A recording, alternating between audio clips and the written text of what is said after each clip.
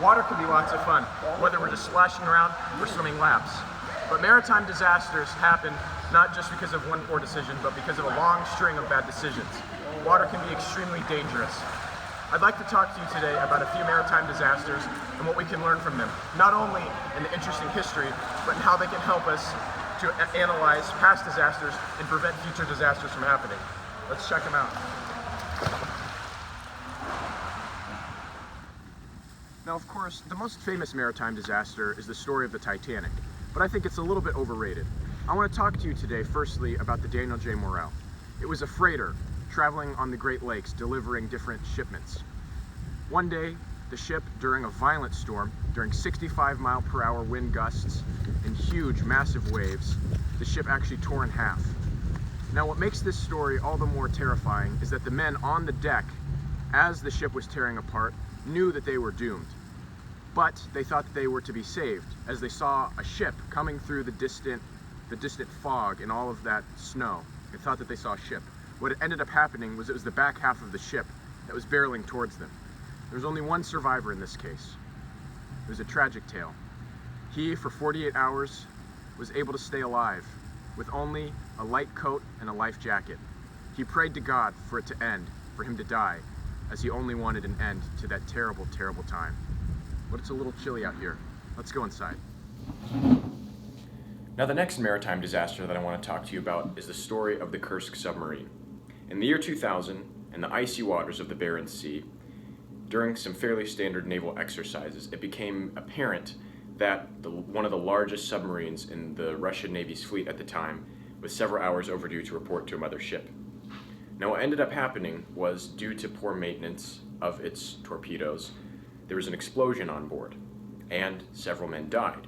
Now, after the submarine had sunk to the sea floor, several men were able to sustain themselves in back compartments after sealing watertight doors. But because of a lack of proper oversight, poor communication, and a failure to even accept outside help, those men were doomed. Now, this again re-emphasizes that main point that maritime disasters do not happen simply because of one poor choice, but because of many. But it's kind of lonely in here. Let's go see Fariba.